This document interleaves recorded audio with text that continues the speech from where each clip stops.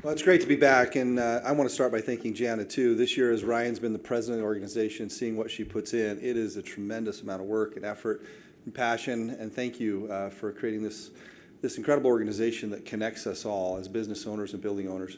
I also want to thank Ryan. He's one of the most incredible people on the planet. I get to work with him every day, and I will tell you a quick story. This last year, as he's been BOMA president, sometimes we drive a little too hard in our office, and I went trying to find him one day, and it was a particularly frustrating week, and he was at another BOMA meeting. And I had this loud outburst in the office where I said, I'm going to change my middle name to BOMA so I can get a meeting with this guy. And he's worked hard. I appreciate him, and he's done a great job, but it'll be nice to have him off the board here soon.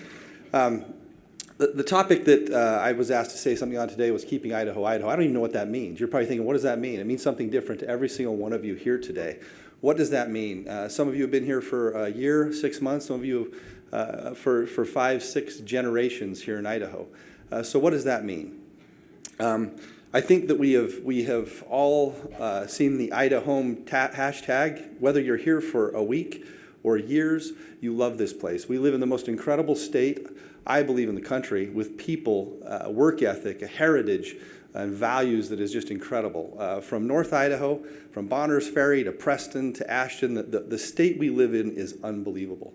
A lot of us know the Treasure Valley, the great state of Ada, as it's known everywhere else, but we live in an incredible, incredible state. Wes has done a good job going through all of the statistics. We have grown in the last 7 years, the latest census data we have, from 10 to 17, over 100,000 people here in the Treasure Valley, going from 600,000, just over 600,000 to over 700,000 people. That's incredible. That will continue. So, how do we keep Idaho, Idaho? One of the things that I learned going around this state and meeting literally thousands and thousands of people is there are a lot of opinions. A lot of opinions. And they're all valuable. Every opinion that's out there is very valuable. So I hope in just 5 minutes today I can leave something of value with you. Because I'm going to tell you a quick story that I learned from this gentleman here. This is Chris Carlson. He is a legend in Idaho. He was the press secretary for Governor Andrus for years, followed him to Washington, D.C., and one of the most incredible people I've ever met. He's a journalist, he's written books, and he's a blogger. And when I first decided to go into politics, this guy hammered me every week. New article, just ripping me. So I wanted to meet him. So early on, I went and met him in a little cafe up in North Idaho, and he was already there early. It was 6 o'clock in the morning. Mayor, you wouldn't have liked it. And I show up, and we go to the very back. He had his own table, and I sit down with him, and he says, "This isn't going to go well." I said, well, hey, I just want to meet you because, I mean, a lot of the points you have out there, I just want to make sure you put a face to a name because you've been hammering me. He says, well, I don't like you for 3 reasons. You want to know them? I said, sure. Number 1, you're a business guy. I can't stand business guys. I don't trust you.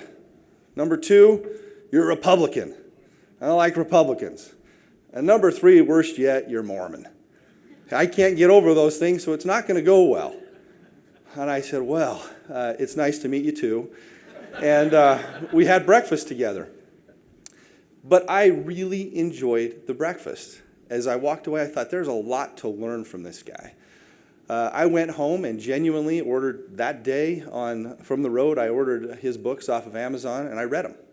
And as soon as I got done, they're incredible books actually, you should read them. He wrote a biography on Governor Andrus that's incredible. I read the books. And I sent him a little note, and I said, hey, Chris, I want to let you know I learned a lot from you. It was amazing. You're probably never going to like me, but it was great.